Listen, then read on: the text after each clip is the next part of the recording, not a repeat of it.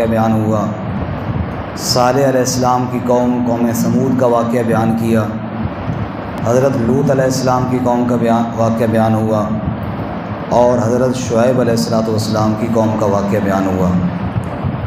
شعیب علیہ السلام کا واقعہ ہی نامہ پارے کے شروع میں چل رہا ہے۔ انہوں نے لوگوں کو اللہ کی عبادت کی طرف بلایا، ناپ تول میں کمی کرنے سے روکا، لیکن لوگ نہ مانے۔ پھر اللہ تعالیٰ کا عذاب آیا، فَأَخَذَتْهُمُ الرَّجْفَةُ فَأَصْبَحُوا فِي دَارِهِمْ جَاثِمِينَ۔ زلزلہ آیا اور اللہ تعالیٰ نے پوری قوم کو تباہ و برباد کر دیا، اور سارے اپنے گھروں میں اوندے منہ پڑے ہوئے تھے۔ اس کے بعد آگے اللہ تعالیٰ یہ واقعات بیان کر کے دنیا والوں کو ڈراتے ہیں اور سمجھاتے ہیں، وَمَا أَرْسَلْنَا فِي قَرْيَةٍ مِّن نَّبِيٍّ إِلَّا أَخَذْنَا أَهْلَهَا بِالْبَأْسَاءِ وَالضَّرَّاءِ لَعَلَّهُمْ يَضَّرَّعُونَ۔ ہم نے بستیوں کے اندر جب انبیاء کو بھیجا اور ان بستی والوں نے اللہ کے سچے نبیوں کا انکار کیا، اللہ فرماتے ہم نے ان کو دنیاوی تکلیفوں کے اندر مبتلا کیا، کبھی بھوک مسلط کی، کبھی بیماری اور کوئی تکلیف مسلط کی۔ مقصد یہ تھا کہ یہ اللہ کی طرف رجوع کریں، گڑ گڑائیں اور اللہ تعالیٰ سے معافی مانگیں، لیکن جب ٹھوکر لگنے کے باوجود سنبھلنا ان کی قسمت میں نہ تھا، ثم بدلنا مکان السیئۃ الحسنہ، پھر ہم نے ان کو فراوانیاں دی کہ کرو عیاشیاں جو کرنا ہے، یہاں تک کہ عیاشیوں میں لگ گئے، فَأَخَذْنَاهُمْ بَغْتَةً وَهُمْ لَا يَشْعُرُونَ، اچانک ان پر عذاب آیا اور انہیں احساس بھی نہ ہوا۔ اس کے بعد اللہ تعالیٰ فرماتے ہیں آیت نمبر 97 میں ہمیں تنبیہ کرتے ہوئے، فرماتے ہیں یہ دنیا والے أَفَأَمِنَ أَهْلُ الْقُرَىٰ أَن يَأْتِيَهُمْ بَأْسُنَا بَيَاتًا وَهُمْ نَائِمُونَ، کیا ان کے دلوں سے ڈر نکل گیا، یہ بے خوف ہو گئے، میری نافرمانیاں کر کے رات کو مزے سے سو جاتے ہیں، کبھی خیال نہیں آیا دل میں کہ یہ سو رہے ہوں اور اللہ کا عذاب آئے اور تباہ و برباد کر کے چلا جائے؟ کیا یہ بے خوف ہو گئے ہیں ان یأتیہم بأسنا ضحی، دن چڑھے عذاب آ جائے، وہم یلعبون، اور یہ کھیل کود میں مصروف ہوں؟ افامنوا مکر اللہ، کیا یہ اللہ کی تدبیر سے بے خوف ہو کر مطمئن ہو گئے ہیں؟ فلا یأمن مکر اللہ الا القوم الخاسرون، پس نقصان اٹھانے والے ہی اللہ کی تدبیر سے بے خوف ہوتے ہیں۔ اب یہ چند قوموں کے واقعات بیان کیے، اور یہاں پر اللہ تعالیٰ نے ایک ضابطہ بیان کیا کہ ہم پہلے سمجھاتے ہیں، پھر چھوٹی چھوٹی تکالیف دیتے ہیں، اور یہ چھوٹی چھوٹی تکالیف بھی اس لیے دیتے ہیں تاکہ یہ بندہ سنبھل جائے اور پلٹ آئے اور توبہ کر لے، اور پھر جب کوئی نہیں مانتا پھر آخر وہ تباہ ہو جاتا ہے، برباد ہو جاتا ہے۔ اس پر آگے تفصیلی واقعہ حضرت موسیٰ علیہ السلام اور فرعون کا واقعہ اللہ تعالیٰ نے بیان فرمایا۔ موسیٰ علیہ السلام فرعون کے دربار میں گئے، 2 معجزے پیش کیے، ایک عصا اور ایک ید بیضاء۔ عصا کا معنی لاٹھی، ید بیضاء کا معنی روشن ہاتھ۔ لاٹھی پھینکتے سانپ بن جاتا، سانپ کو پکڑتے لاٹھی بن جاتی، اور ہاتھ نکالتے تو روشن ہوتا۔ یہ 2 معجزے فرعون کے پاس لے کر گئے۔ 2 مطالبے تھے، ایک تو رب نہیں ہے، اللہ رب العزت کی ذات رب العالمین ہے، اس کو رب مان لے، اپنی ربوبیت سے توبہ کر لے۔ دوسرا معجزہ دوسرا مطالبہ بنی اسرائیل کی آزادی کا تھا، بنی اسرائیل کو جو غلام بنا کے رکھا ہے ان کو آزاد کر دے۔ 2 معجزے دکھائے، 2 مطالبے پیش کیے۔ انہوں نے کہا یہ تو جادوگر ہے، ہم جادوگروں کو بلائیں گے اور موسیٰ علیہ السلام کے ساتھ مقابلہ کروائیں گے۔ جادوگر آئے اور میدان سج گیا، لوگ جمع ہو گئے۔ اللہ تعالیٰ فرماتے ہیں وہ آئے، ادھر جناب فرعون ہے، فرعون کا لشکر ہے، اس کی طاقت ہے، اس کے ساتھ پورے مصر کے جادوگر ہیں، بڑی پاور ہے۔ ادھر جناب ہم عصا موسیٰ علیہ السلام لاٹھی پر چلتے ہوئے آ رہے ہیں، ساتھ ہارون علیہ السلام ہیں، تیسرے اللہ تعالیٰ کی مدد ہے، اور بندہ کوئی نہیں ان کے ساتھ۔ لیکن ہوا کیا، جادوگروں نے جب دیکھا موسیٰ علیہ السلام ہے اور یہ جناب فقیر آیا مقابلے میں، یہ کہاں ہمارا مقابلہ کر سکتا ہے؟ انہیں تو اپنے فن پر ناز تھا، انہیں تو اپنے فن اور جادو پر کمال حاصل تھا، اس لیے موسیٰ علیہ السلام پر ترس کھا کر کہنے لگے یا موسیٰ اما ان تلقی و اما ان نکون نحن الملکین، آپ اپنی لاٹھی پہلے پھینک لیں، جنہیں ان کے ذہن میں یہ تھا بعد میں تو شاید بیچارے کو موقع ہی نہ ملے، ہم اتنا بڑا جادو پیش کریں گے۔ موسیٰ علیہ السلام نے کہا تسی میرے تے ترس نہ کھاؤ، میں توڑے تے ترس کھانا۔ آپ نے فرمایا تم پہلے ڈالو، تم پہلے پھینکو۔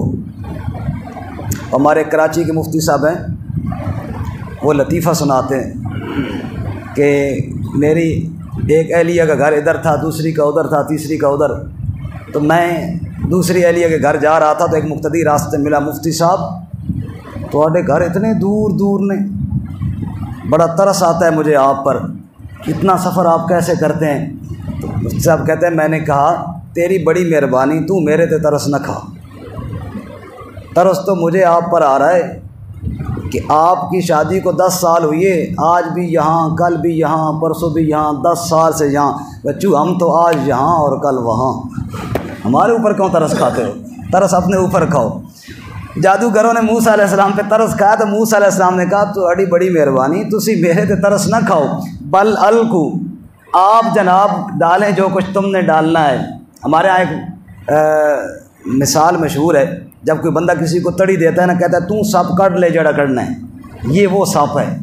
سانپوں کا مقابلہ تھا، حضرت موسیٰ علیہ السلام نے لاٹھی پھینکنی تھی، سانپ بنانا تھا، بنانا تو اللہ تعالیٰ نے تھا، اور جادوگروں نے لوگوں کی آنکھوں پر جادو کر کے دھوکہ دے کر سانپ دکھانا تھا۔ موسیٰ علیہ السلام نے کہا تسی سانپ کاٹ لو جڑا کڑنا ہے، انہوں نے جناب رسیاں پھینکی، لاٹھیاں پھینکی، اللہ فرماتے سحروا اعین الناس، لوگوں کی آنکھوں پر جادو کیا۔ یہ بات ذہن میں رہے، موسیٰ علیہ السلام جو لاٹھی پھینکتے تھے وہ لوگوں کی آنکھوں پہ کچھ اثر نہیں ہوتا تھا، وہ سچ مچ کا سانپ بن جاتا تھا، اور انہوں نے جو لاٹھیاں اور رسیاں پھینکیں ان میں سے سانپ کوئی نہیں بنا، کیونکہ سانپ بنانا، کسی بے جان میں روح ڈالنا، یہ کسی انسان کے بس کی بات نہیں، یہ کس کا کام ہے؟ اب اللہ تعالیٰ نہ بنائے تو کون بنا سکتا ہے؟ اس لیے وہ لوگوں کے آنکھوں پر نا جادو کرتے، اور لوگوں کو یوں دکھائی دیتا کہ شاید یہ سانپ ہیں، اور جناب پورے میدان کے اندر رینگ رہے ہیں۔ اللہ تعالیٰ فرماتے ہیں جب یہ بات ہوئی نا، ہم نے موسیٰ علیہ السلام کی طرف وہی بھیجی، ان الق عصاک، موسیٰ تو بھی اپنی لاٹھی اب ڈال دے۔ جب موسیٰ علیہ السلام نے لاٹھی پھینکی، فَإِذَا هِيَ تَلْقَفُ مَا يَأْفِكُونَ، جو کچھ انہوں نے بنا رکھا تھا ایک ہی لقمے میں وہ سانپ ہڑپ کر گیا۔ فَوَقَعَ الْحَقُّ وَبَطَلَ مَا كَانُوا يَعْمَلُونَ، حق جیت گیا، باطل شکست کھا گیا۔ فَغُلِبُوا هُنَالِكَ وَانقَلَبُوا صَاغِرِينَ، ذلیل ہو گئے، رسوا ہو گئے۔ اور وہ جو جادوگر تھے نا، جو جانتے تھے کہ ہم سے بڑا جادوگر مصر میں کوئی نہیں ہے، وہ سمجھتے تھے کہ جو جادو ہم نے پیش کیا اس سے بڑا جادو اور کوئی نہیں پیش کر سکتا، لیکن جب یہ سارا کچھ ہوا وہ سمجھ گئے یہ جادو نہیں ہے، یہ تو تائید الہی ہے۔ فوراً رب کہتا ہے وَأُلْقِيَ السَّحَرَةُ سَاجِدِينَ، فوراً سجدے میں جا گرے اور اعلان کیا آمنا برب العالمین، ہم رب العالمین پر ایمان لائے۔ چونکہ فرعون لعین بھی اپنے آپ کو رب کہتا تھا، اس لیے آگے وضاحت کرتے ہوئے کہنے لگے رب موسیٰ و ہارون، ہم فرعون پر نہیں، ہم موسیٰ اور ہارون کے رب پر ایمان لے کر آئے۔ اب جناب فرعون کی جناب شکل ابوسن کمتریرہ بنی اور کہنے لگا ایمان لے آئے ہو، میرے تو پوچھے بھی نہیں نے، مجھ سے پوچھ ہی لیتے کہ ذرا جی فرعون صاحب ایمان لائیں، آمنتم لہو قبل ان آذن لکم، پوچھے بغیر ایمان لے آئے ہو؟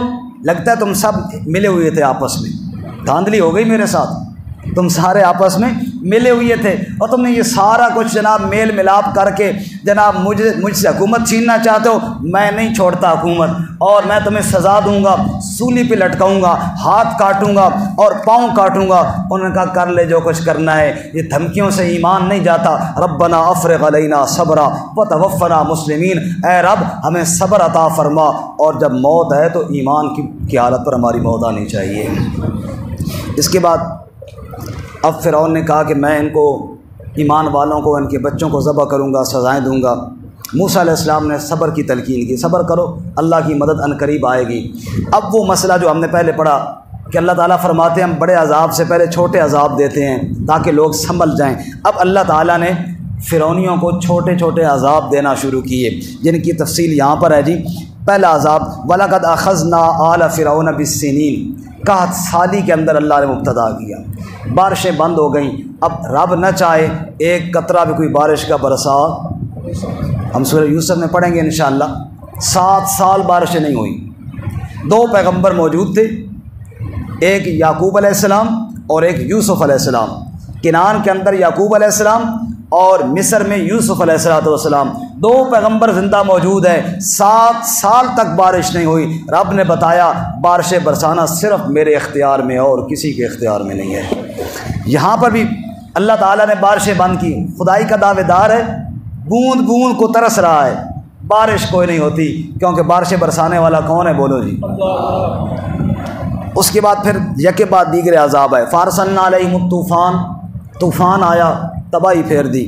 پھر والجراد، ٹڈیوں کا عذاب آئے، چھوٹی چھوٹی ٹڈیاں ہوتی ہیں نا، فصلوں کو برباد کر دیتی ہیں، یہ آئی۔ حتیٰ کہ مفسرین لکھتے ہیں کہ ان کے دروازے کھا گئی لکڑیوں کے، مکانوں کی چھتوں کے اندر جو شاتیر اور لکڑیاں تھیں ان کو کھا گئیں، ان کو چٹ کر کے رکھ دیا۔ والقمل، جوؤں کا عذاب آیا، چچڑیوں کا عذاب آیا، جوئیں جناب بدن پر بستر پر تنگ ہو کر رہ گئے۔ والضفادع، مینڈکوں کا عذاب آیا، کھانے میں مینڈک، بستر میں مینڈک۔ والدم، خون کا عذاب آیا، پانی پینے کے لیے قریب کرتے تو خون بن جاتا۔ یہ سارے اللہ تعالیٰ نے عذاب دیے، لیکن حالت یہ تھی کہ جب کوئی عذاب آتا موسیٰ علیہ السلام کے پاس آتے، بس اللہ سے دعا کرو یہ عذاب ختم ہو جائے، ہم مان لیں گے تیری بات۔ عذاب ہٹ جاتا، پھر اسی طرح کفر میں لگ جاتے۔ اللہ تعالیٰ فرماتے ہیں کتنی ہم نے مہلت دی، دلائل الگ دیے، پیغمبر 2 الگ بھیجے، اور پھر یہ چھوٹے چھوٹے عذاب دیے تاکہ سنبھل جائیں، لیکن جب نہ سمجھے پھر آخری انجام یہ تھا کہ اللہ تعالیٰ نے ان کو دریا کے اندر غرق کر دیا۔ اللہ تعالیٰ اپنے عذاب سے محفوظ فرمائے۔ موسیٰ علیہ السلام کا واقعہ قرآن پاک میں تمام انبیاء کی بنسبت زیادہ بیان ہوا ہے۔ کیوں؟ اس لیے استقامت کے لیے اللہ انہی کے واقعے کو پیش کرتے ہیں جگہ جگہ۔ وجہ یہ ہے، علماء لکھتے ہیں، وجہ یہ ہے کہ موسیٰ علیہ السلام کا دشمن تھا نا فرعون، وہ ایک بڑا متکبر، بڑا ضدی، بڑا خبیث تھا، لیکن اپنے ساتھی موسیٰ علیہ السلام کے وہ بھی کمزور تھے۔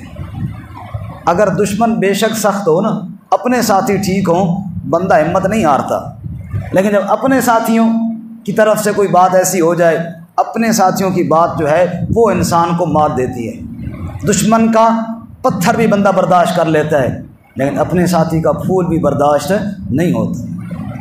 اب موسیٰ علیہ السلام کے اپنے ساتھی کمزور تھے، دریا پار ہوا، فرعون غرق ہوا، آگے جا کے دیکھا کچھ لوگ ہیں بت رکھے ہوئی ہیں اور سامنے اعتکاف بیٹھے ہوئی ہیں، انہاں دے منہ چوں بھی پانی آ گیا، کہنے لگے یا موسیٰ اجعل لنا الہا کما لہم آلیہ، موسیٰ کہڑے سونے انہاں دے خدان، سانو بھی ایجا بنا دو، ہمیں بھی ایسا بنا دے تاکہ ہم بھی اس کی پوجا کریں۔ موسیٰ علیہ السلام نے کہا انکم قوم تجہلون، بڑے جاہل کوئی متھے پر لگے ہو یار، اللہ تعالیٰ کی مدد کو اپنی آنکھوں سے دیکھا، پھر شرک کے لیے تیار ہو گئے ہو، توبہ کرو، یہ جہالت ہے۔ اچھا جی غلطی ہو گئی جی، بس ٹھیک ہے۔ اب اللہ نے موسیٰ علیہ السلام کو طور پر بلایا اور 30 راتوں کا وعدہ تھا، پھر اللہ تعالیٰ نے بڑھا کے 10 مزید بڑھائے، 40 ہو گئے۔ ان صاحبوں نے پیچھے بچھڑے کو معبود بنا لیے۔ اپنے ساتھی موسیٰ علیہ السلام کے یہ تھے کہ موسیٰ علیہ السلام طور پر رب سے ہم کلام ہو کر تورات لے رہے ہیں، اور انہوں نے اللہ کا در چھوڑ کر بچھڑے کو معبود بنا لیا۔ ہمارے یہاں کوئی پٹھا کام ہو جائے نا، لوگ کہتے ہیں نواں کٹا کھول گیا جی، کہتے ہیں نا، بولے نا جی، آپ تو بولتے ہیں نواں کٹا کھول گیا، انہاں نواں بچہ کھول رکھا، سمجھ، بچے کو بھی کٹا ہی کہتے ہیں، نواں کٹا کھول گیا جناب۔ موسیٰ علیہ السلام ادھر تورات لے رہے ہیں، ادھر نواں کٹا نہیں نواں بچہ کھول گیا، یہ جناب بچے کی پوجا کرنے لگ گئے جناب، اور اس کے سامنے جھک گئے۔ موسیٰ علیہ السلام رب سے ہم کلام ہوئی ہے تو کہنے لگے رب ارنی انظر الیک، اے اللہ میں آپ کو دیکھ لوں، میں چاہتا ہوں آپ کو دیکھوں بھی صحیح۔ رب نے فرمایا نہ موسیٰ نہ، دیکھ نہیں، تو میری بات سن کہ یا اللہ میرا دل چاہتا ہے میں آپ کو دیکھ لوں۔ اچھا ولکن انظر الی الجبل، فَإِنِ اسْتَقَرَّ مَكَانَهُ فَسَوْفَ تَرَانِي، میں اپنی تجلی ڈالتا ہوں پہاڑ پر، اگر وہ پہاڑ اپنی جگہ پر ٹکا رہا نا تو مجھے بھی دیکھ لے گا۔ فَلَمَّا تَجَلَّى رَبُّهُ لِلْجَبَلِ جَعَلَهُ دَكَّا وَخَرَّ مُوسَىٰ صَعِقًا، جب رب نے تجلی ڈالی نا پہاڑ پر، ریزہ ریزہ ہو گیا اور موسیٰ علیہ السلام تو بے ہوش ہو گئے۔ فَلَمَّا فَاقَ قَالَ سُبْحَانَكَ تُبْتُ إِلَيْكَ وَأَنَا أَوَّلُ الْمُؤْمِنِينَ، جب ہوش میں آئے کہا یا اللہ تو شریکوں سے پاک ہے، میں تیری طرف رجوع کرتا ہوں۔ کہا موسیٰ میں نے تجھے چن لیا ہے، جا یہ کتاب لے جا، اپنی قوم کی رہنمائی فرما۔ موسیٰ علیہ السلام آئے جی، آگے تو بچہ کھلا ہوا تھا، سارے بچڑے کی پوجا پہ لگے ہوئے تھے۔ حضرت کو آیا غصہ، غضبان اسفا، غضبناک ہو کر لوٹے، افسوس کے ساتھ لوٹے، اور غصہ آیا ہارون علیہ السلام پر، چونکہ ان کو پیچھے جانشین چھوڑ کر گئے تھے۔ قاری اظہر صاحب آج نہیں ہیں، وہ واپس آئے۔ طالب علم اگر کوئی ایسی شکایت کریں جو قاری صاحب تک پہنچے تو پہلے آ کر قاری صاحب کو پوچھیں گے، عبدالقدیر صاحب کو، کہ آپ کہاں تھے جی، آپ نے نہیں خیال کیا؟ ظاہر بات ہے، بجائے اس کی کہ پہلے ان پر غصہ ہوں، پہلے ان سے پوچھیں گے۔ بالکل ایسے ہی ہوا، حضرت موسیٰ علیہ السلام بجائے اس کے کہ قوم سے پوچھتے، پہلے گئے ہارون علیہ السلام کے پاس اور پوچھا، اور بڑا ٹھیک ٹھاک پوچھا، سر اور داڑھی کے بال پکڑے اور کھینچا ان کو، یجرہ الیہ، کھینچا اور کہا تو نے روکا کیوں نہیں تھا ان کو؟ معلوم ہوا شرک دیکھے ایمان والا اسے غصہ نہ آئے، یہ نہیں ہو سکتا۔ ہم جاتے ہیں نا شرک کے اڈوں پہ جاتے ہیں سیر کے لیے، چلو یار یہ بھی دیکھ لیں وہ بھی دیکھ لیں، ہاں ہاں دیکھو سجدہ کر رہے قبرن، ہنس رہے ہوتے۔ یہ ہنسنے کی بات نہیں ہے، یہ رونے کی بات ہے، یہ افسوس کی بات ہے۔ غضبانہ اسفا، غصہ اور افسوس۔ اوہو دیکھو جی گھوڑے تلو لگ رہے ہیں جی، گھوڑے کی پوجا کر رہے ہیں، یہ ہنسنے کی بات نہیں، یہ افسوس کی بات ہے، یہ غصہ آنے والی بات ہے، جیسا کہ موسیٰ علیہ السلام کو آیا۔ حضرت ہارون نے فرمایا اے میرے بھائی ابن امہ، قال ابن امہ، یہ جو میری قوم تھی نا میں نے بہت ان کو روکا، میری بات تو سنو، انہوں نے مجھے کمزور سمجھا، میری بات مان نہیں رہے تھے۔ آپ دشمنوں کو ہنساؤ نہیں، وہ کہیں گے دیکھو بھائی آپس میں لڑ پڑے، اس لیے آپ ان کو نہ ہنساؤ، میں نے بہت روکا، یہ مان نہیں رہے تھے۔ تو اب ہارون علیہ السلام کی بات سمجھی موسیٰ علیہ السلام نے، اور اللہ کی سے دعا کی، رب اغفر لی ولاخی وادخلنا فی رحمتک وانت ارحم الراحمین۔ اب موسیٰ علیہ السلام نے بچڑے کو تو جلایا، وہ ہم 16ویں پارے میں پڑھیں گے۔ قوم کے سامنے تورات پیش کی، یہ اللہ تعالیٰ کی کتاب ہے، اس پر عمل کرو۔ قوم کہنے لگی، بڑی پٹھی قوم سی، کہنے لگی یا اللہ یا موسیٰ، اللہ تیرے نال گل کرنا ہے، ساڑھے نال کیوں نہیں کرنا؟ تو ہمیں بھی اللہ کی بات سنا نا، تب ہم مانیں گے، اس طرح تو نہیں۔ اب موسیٰ علیہ السلام نے اللہ سے دعا کی، 70 سردار 70 آدمی چنے، کہا او تمہیں بھی اللہ تعالیٰ کا کلام سنواتے ہیں جی۔ یہ گئے اور اس کے بعد کہنے لگے ہاں ٹھیک ہے اب سن تو لیا، لیکن اللہ کو دکھاؤ نا، اللہ دیکھیں گے تب مانیں گے۔ پھر اللہ تعالیٰ کو غصہ آیا اور اللہ تعالیٰ نے بجلی بھیجی اور یہ 70 کے 70 وہیں مر گئے۔ اب موسیٰ علیہ السلام بڑے پریشان ہوئے کہ میں قوم کو کیا کہوں گا کہ وہ 70 کدھر گئے۔ موسیٰ علیہ السلام نے دعا کی، یا اللہ اتہلکنا بما فعل السفہاء منا، ان بے وقوفوں اور نادانوں نے حرکت کی، تو نے ہلاک کر دیا۔ اللہ تعالیٰ نے پھر ان کو زندہ فرما دیا، جاؤ لے جاؤ ان کو بدبختوں کو اور ان کو کہو کہ میری کتاب پر عمل کریں۔ واپس آئے، ہاں جی بالکل بالکل جی مان گئے جی، بالکل تورات اللہ کی کتاب ہے، اب جناب ٹھیک ہے جی عمل کی باری آئی۔ یعنی کہ کتاب تو اللہ کی صحیح ہے لیکن عمل والی گل مشکل ہے نا۔ یہ بات تو ٹھیک ہے کہ اللہ کی کتاب، عمل کون کرے؟ یہ بالکل ہماری طرح، ان پہ تو ہمیں ہنسی آتی ہے، خود ہم بھی یہی ہیں، قرآن کو ادھر سے چوما ادھر سے چوما ادھر سے چوما، اسی قرآن نے کہا بیٹیوں کو میراث میں حصہ دو، کوئی نہیں دیتا، اسی قرآن نے کہا دوسرے کا حق نہ کر، نہیں، عمل کی بات آئے نا پھر لگے پتہ کہ قرآن پہ کون عمل کرتا ہے۔ سلطان باہو رحمۃ اللہ علیہ نے کیا فرمایا، توجہ ہے، پنجابی کا شعر ہے، پنجابی والوں کو زیادہ سمجھ آئے گا۔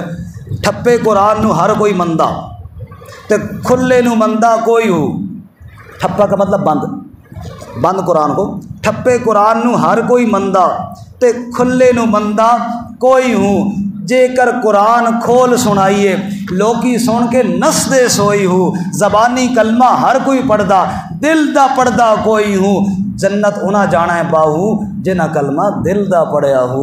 हज़रत सुल्तान बाहू फरमाते हैं और ज़बानी कुरान को ऊपर ऊपर से तो सब मानते हैं, लेकिन जब कुरान खोल के बंदा सुनाए ना फिर माने मज़ा तो तब आता है, फिर तो सुनने के लिए तैयार कोई नहीं, अमल कौन करे। अल्लाह उम्मत को कुरान के साथ जुड़ने की तौफीक अता फरमाए।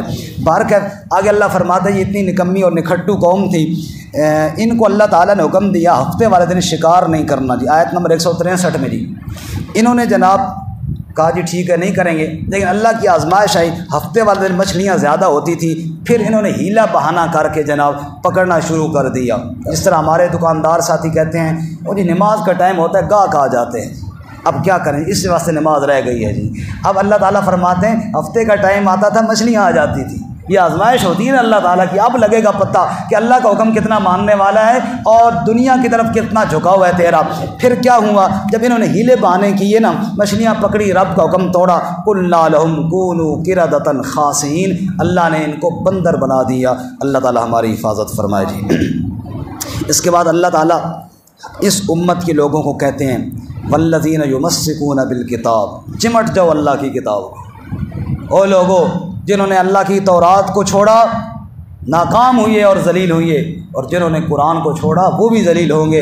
अल्लाह की किताब के साथ चिमट जाओ, किताबुल्लाह को आइन बनाओ, किताबुल्लाह को रहबर और रहनुमा बनाओ, तो कामयाब हो जाओगे। वरना हशर वो होगा जैसे बनी इसराइल के एक राहिब का हुआ था, एक पीर साहब का। वत्लु अलैहिम नबअल्लज़ी आतैनाहु आयातिना, आयत नंबर 175 में फरमाया उस बंदे का किस्सा भी सुनाओ जिसको हमने अपनी आयतें दी थी और वो दुनिया के पीछे लगा, फिर अंजाम क्या हुआ, फमसलुहु कमसलिल कल्ब, उसकी मिसाल कुत्ते की तरह हो गई। कल्ब कुत्ते को कहते हैं। इन तहमिल अलैहि यलहस औ तत्रुकहु यलहस, रब कहता है कुत्ता हर वक्त ज़बान बार लटका के हाँफता रहता है। फिर उसकी मिसाल ये हुई, मेरे भाई अल्लाह में महफूज फरमाए, जितना ऊंचा बंदे का दर्जा होता है ना उसको उतनी एहतियात भी करनी पड़ती है, वरना रब बेपरवाह है, उसे किसी की इबादत की ज़रूरत नहीं है। अगर उसने कोई ऐसी बात की तो फिर अल्लाह उसको ज़लील भी ऐसे ही करता है। अल्लाह हमें ज़िल्लत से महफूज फरमाए। अब जनाब रसूलुल्लाह सल्लल्लाहु अलैहि वसल्लम ने जब ये सारी बातें सुनाई, ईमान की तरफ बुलाया, क़यामत से डराया, कहने लगे जी बताओ क़यामत कौन सी तारीख़ को आएगी। जवाब दिया कुल इन्नमा इल्मुहा इंदल्लाह, उसका इल्म किसके पास है, क़यामत का इल्म अल्लाह के अलावा किसी के पास नहीं है। अच्छा जी तुम आज़ाब दो या हमें नफ़ा दो, फरमाया ला अमलिकु लिनफ़्सी नफ़अन वला ज़र्रा, मैं तो अपनी जान के नफ़े नुकसान का मालिक नहीं, तुम्हें कैसे दूँ, मैं तो तुम्हें अल्लाह की तरफ बुला रहा हूँ। नफ़े नुकसान का मालिक सिर्फ कौन है, ज़ोर से बोलो कौन है, अल्लाह के अलावा कोई नफ़े नुकसान का मालिक नहीं। जिनको तुम पुकारते हो कि वो जनाब हमारी बिगड़ियाँ बनाएंगे, वो अल्लाह के नेक बंदे हों, औलिया अल्लाह हों, या अल्लाह ताला के अंबिया हों, या सहाबा किराम में से हों, या अहले बैत में से हों। फरमाया इन्नल लज़ीना तदऊन मिन दूनिल्लाहि इबादुन अमसालुकुम, जैसे तुम अल्लाह के बंदे ना ऐसे वो भी अल्लाह के बंदे, जैसे तुम अल्लाह के मोहताज ऐसे वो भी अल्लाह के मोहताज। अरे मोहताजों से न मांगो, हाजत रवा से मांगो, हर चीज़ मुसब्बब सबब से मांगो, मिन्नत से, खुशामद से, अदब से मांगो। क्यों गैर के आगे हाथ फैलाते हो, जो किसी का मोहताज नहीं उस रब से मांगो। किससे मांगना चाहिए बोलो जी, सिर्फ अल्लाह ही से। इसके बाद जनाब सूरह अनफाल है, बस बात ख़त्म होने वाली है जी, थोड़ा सा रह गया। सूरह अनफाल के बाद सूरह तौबा है, वो हमारे कल के सबक में आएगी। सूरह अनफाल भी पूरी कल ही होगी, आज के सबक में कुछ इसके। सूरह अनफाल और सूरह तौबा में जिहाद फ़ी सबीलिल्लाह का मसला है, जो मसला दलाइल से वाज़े हो गया सूरह अनाम में और सूरह आराफ में। अब इस मसले के लिए जिहाद भी करना है। अब इस मसले के लिए क्या करना है जी, इस दीन को गालिब भी करना है और रास्ते की रुकावटों को हटाना भी है। 2 हिजरी में जब ग़ज़वा बदर हुआ तब सूरह अनफाल नाज़िल हुई। जिहाद के बाद आप जानते हैं माल गनीमत के मसाइल होते हैं ना जी, तवज्जो मेरी तरफ रहे जी। माल गनीमत के मसाइल होते हैं और माल गनीमत कैसे तकसीम होगा। एक तो ये है कि हर मुजाहिद कहे कि जनाब मेरा इतना हिस्सा, मेरा इतना हिस्सा, मेरा इतना, तो खप बनेगी, रौला बनेगा। दूसरा ये है अल्लाह उसके रसूल के हुक्म करदा फ़ैसले के मुताबिक तकसीम किया जाए। तो सूरह अनफाल में बताया कुल अनफाल लिल्लाहि वर रसूल, مال غنیمت پر کسی کا حق نہیں، اللہ کا حق ہے، اس کے رسول کا حق ہے، جیسے اللہ بتائیں اس کے رسول وضاحت فرمائیں اس طرح تقسیم کرو۔ بھئی اللہ اور اس کے رسول کا حق کیوں ہے؟ آگے اللہ تعالیٰ نے اس پر دلائل دی ہیں، فرمایا اس لیے کہ اللہ تعالیٰ نے مدد کی ہے اور اسی کی مدد سے فتح ہوئی ہے۔ مثلاً بدر میں دیکھو، تم نکلے تھے ابو سفیان کے تجارتی قافلے پر حملہ کرنے کے لیے جو شام سے مال لے کر آ رہا تھا۔ ابو سفیان کو پتہ چلا کہ مسلمان حملہ آور ہونا چاہتے ہیں، اس نے اپنا ایک قاصد مکہ ابو جہل کی طرف بھیجا۔ ابو جہل کو پتہ چلا، بڑا طیش میں آیا، بڑا غصے میں آیا، اس نے 1000 کا لشکر تیار کیا اور روانہ ہوا مسلمانوں کے مقابلے کے لیے۔ اب اللہ تعالیٰ نے فرمایا میرے نبی لشکر اب ایک نہیں ہے، لشکر اب 2 ہیں، ایک تو وہ شام سے تجارتی قافلہ، دوسرا مکہ سے جنگی قافلہ۔ یہ میرا وعدہ ہے، تم جس کے ساتھ بھی لڑو گے فتح تمہیں ملے گی۔ صحابہ یہ چاہتے تھے کہ ہم ابو سفیان والے لشکر سے ہی لڑیں، لڑائی آسان ہے، مال غنیمت زیادہ ہے، نکلے بھی ہم انہی کے ساتھ لڑنے کے لیے تھے۔ وَيُرِيدُ اللَّهُ أَن يُحِقَّ الْحَقَّ بِكَلِمَاتِهِ وَيَقْطَعَ دَابِرَ الْكَافِرِينَ، لیکن رب یہ چاہتا تھا تم ابو جہل کے لشکر کے ساتھ لڑو، کیونکہ کل کافر یہ نہ کہیں وہ جی تجارتی قافلہ سی ان کے ساتھ لڑے ہیں نا فتح کر لی ہے، اگر جنگی قافلے کے ساتھ لڑتے پھر فتح ہوتی تو پتہ چلتا۔ آج کافروں کی جڑ کاٹنی چاہیے اور ان کا غرور خاک میں ملنا چاہیے۔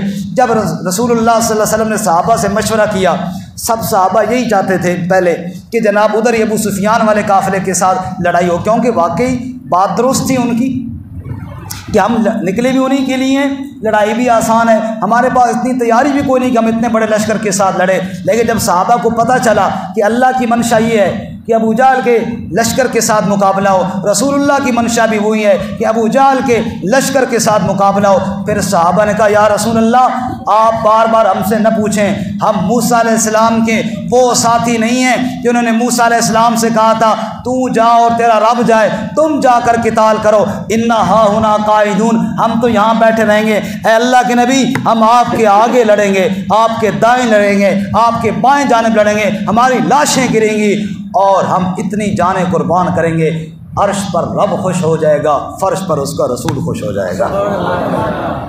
ادھر سے ایک لشکر آ رہا تھا حق پرستوں کا، بظاہر فاقہ ہستوں کا، بظاہر حاجت مندوں کا، وہ لشکر سب لشکروں سے انوکھا تھا، نرالا تھا کہ اس لشکر کا افسر ایک کالی کملی والا تھا، نہتے 313 بشر ذوق شہادت میں خدا کے نام پر نکلے محمد کی قیادت میں صلی اللہ علیہ وسلم۔ یا رسول اللہ آپ حکم کریں، دیکھیں پھر کیا ہوتا ہے۔ پھر چلے گئے بدر میں، رات کیسے گزاری رب نے بیان کیا، اذ تستغیثون ربکم، جب میرے نبی تم بھی اور میرے نبی کے صحابہ تم بھی فریادیں کر رہے تھے تو کس کے سامنے کر رہے تھے؟ اولیاء، انبیاء، اہل بیت نبی، تابعین و صحابہ پہ جب آ بنی گر کے سجدے میں سب نے یہی عرض کی، تو نہیں ہے تو مشکل کشا کون ہے، سب کا داتا ہے تو، سب کو دیتا ہے تو، تیرے بندوں کا تیرے سوا کون ہے۔ پھر رب نے کہا پریشان ہونے کی ضرورت نہیں، اگر ابو جہل صاحب 1000 لشکر لے کر آئے ہیں، ہم 1000 فرشتہ نازل فرما رہے ہیں۔ لیکن ساتھ اللہ نے یہ بات بھی وضاحت فرما دی، فرشتے 1000 تو آ رہے ہیں، لیکن یہ دھیان میں نہ رکھنا کہ مدد فرشتے کریں گے۔ وَمَن نَّصْرُ إِلَّا مِنْ عِندِ اللَّهِ، مدد تو اللہ ہی کی طرف سے ہوگی۔ مدد کس کی طرف سے ہوگی بولو جی؟ صرف اور صرف یا اللہ مدد، بس، اور کوئی نعرہ قرآن کے مطابق درست نہیں ہے، درست ہے تو صرف یا اللہ مدد کا نعرہ درست ہے۔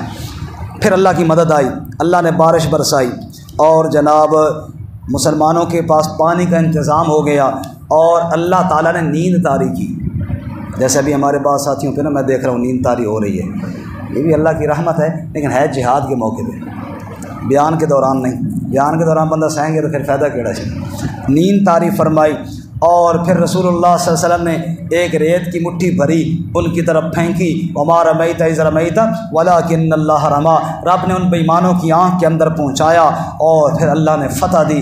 رب نے کہا جو اللہ فتح دینے والا ہے نا، مال غنیمت اسی کے حکم کے مطابق تقسیم کرو۔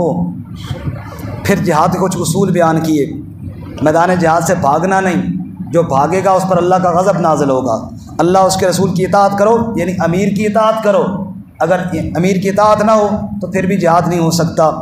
اور اللہ تعالیٰ کی نعمتوں کو یاد کرو۔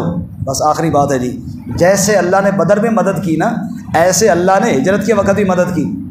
جب کافروں نے مشورہ کیا وَإِذْ يَمْكُرُ بِكَ الَّذِينَ كَفَرُوا لِيُثْبِتُوكَ أَوْ يَقْتُلُوكَ أَوْ يُخْرِجُوكَ، جب کافروں نے آپ کے بارے میں 3 باتیں مشورے میں طے کی، یا آپ کو قید کیا جائے، یا آپ صلی اللہ علیہ وسلم کو شہید کیا جائے، یا جلا وطن کیا جائے، اللہ فرماتے ہیں وَيَمْكُرُونَ وَيَمْكُرُ اللَّهُ، ادھر وہ تدبیر کر رہے تھے، ادھر اللہ تدبیر فرما رہا تھا۔ ان کی تدبیر کو ناکام کیا، اپنے نبی کو حفاظت سے باہر نکالا، تو معلوم ہوا قدرت والا کون ہے؟ اللہ کا نام زور سے لیں، کون ہے؟ پھر اللہ تعالیٰ نے ان کی پھینٹی لگوائی مشرکین کی بدر میں۔ اللہ فرماتے ہیں ان کی لگانی تو بہت پہلے چاہیے تھی، یہ اتنے بدبخت ہیں۔ وَإِذْ قَالُوا اللَّهُمَّ، کہ یہ آ کر اللہ سے کہتے ہیں اِن کَانَ هَٰذَا هُوَ الْحَقُّ، آیت نمبر 32 میں، اے اللہ اگر یہ قرآن حق ہے، یہ تیرا نبی سچا نبی ہے، ہم نہیں مانتے۔ فَأَمْطِرْ عَلَيْنَا حِجَارَةً مِّنَ السَّمَاءِ، پتھر برسا ہمارے اوپر، اَوْ ائْتِنَا بِعَذَابٍ أَلِيمٍ، یا کوئی اور دردناک عذاب دے۔ نہیں مانتے ہم تیرے نبی کو۔ اب انہوں نے اللہ سے عذاب مانگا نا جی، بولتے نہیں ہیں، مانگا نا، پتھر مانگے۔ اللہ نے کیا جواب دیا؟ جواب سنیں گے ایمان تازہ ہوگا اور محبت سے پھر سبحان اللہ کہنا۔ اللہ فرماتا ہے یہ عذاب مانگ رہے ہیں، پتھر مانگ رہے ہیں، اور کہتے ہیں پتھر برساؤ۔ وَمَا كَانَ اللَّهُ لِيُعَذِّبَهُمْ وَأَنْتَ فِيهِمْ، پتھر کیسے برساؤں اسی مکہ میں میرا محمد جو رہتا ہے صلی اللہ علیہ وسلم، جس گلیوں میں میرا نبی چلتا اوپر سے پتھر برساؤں، یہ نہیں ہو سکتا۔ یہ مانگتے رہیں بے ایمان، یہ ہیں اس قابل کے پتھر برسائے جائیں، لیکن میں اپنے محمد صلی اللہ علیہ وسلم کی لحاظ کر کے پتھر نہیں برساتا۔ اور دوسری بات یہ ہے اللہ اس لیے بھی نہیں ہے پتھر برساتا کہ وَهُمْ يَسْتَغْفِرُونَ، یہ بے ایمان کبھی کبھی استغفار بھی کر لیتے ہیں، اور جو قوم استغفار کرے ان پر اللہ کا عذاب نہیں آیا کرتا۔ اس لیے اللہ تعالیٰ فرماتے ہیں میں نے پتھر نہیں برسایا۔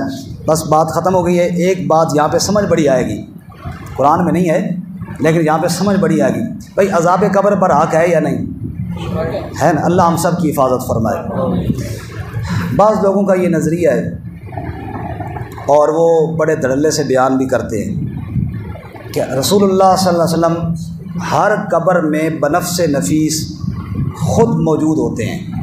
یہ نظریہ ٹھیک نہیں ہے، یہ نظریہ ٹھیک نہیں ہے۔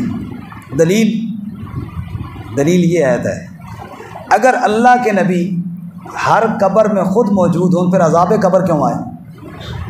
ما کان اللہ لیعذبہم وانت فیہم، یہاں تو اتنے بڑے بڑے کافر اللہ سے خود عذاب مانگ رہے ہیں، اللہ کہتا ہے نا نا نا نا، جس گلی میں نبی ہو، جس شہر، اس پورے شہر میں اللہ عذاب نہیں دیتا۔ میرے نبی کے ہوتے ہوئے اس شہر میں اللہ عذاب نہیں بھیجتا، اور جس قبر کے اندر نبی ہو اور پھر وہیں پر عذاب بھی آ جائے نعوذ باللہ، یہ بات ممکن نہیں ہے۔ قبر کے اندر نبی پاک کے بارے میں جو سوال ہوگا وہ آپ کی رسالت کے بارے میں ہوگا، لیکن یہ بات نہیں ہے کہ آپ ساتھ ہوں گے اور پھر جا کر ہوگا۔ ہر جگہ موجود صرف اللہ تعالیٰ کی ذات ہے۔ اللہ تعالیٰ ہمیں قرآن و سنت کے مطابق عقیدہ اور عمل نصیب فرمائے۔ وآخر دعوانا